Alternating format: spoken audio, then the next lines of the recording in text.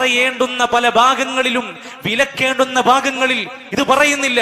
നേർച്ചകളുടെയും ഉറൂസുകളുടെയും പേരിൽ നടക്കുന്ന ആണും പെണ്ണും ഒരുമിച്ച് നിന്ന് നിരങ്ങുന്ന ഒരു മറയുമില്ലാതെ നീങ്ങുന്നതെടുത്ത് ഒരു ഹറാമിന്റെ ഒരു ചെറിയ സംസാരം പറഞ്ഞിരുന്നുവെങ്കിൽ നമ്മുടെ നാട്ടിൽ എത്ര മനുഷ്യന്മാർ അതിൽ നിന്ന് പിന്തിരിയുമായിരുന്നു.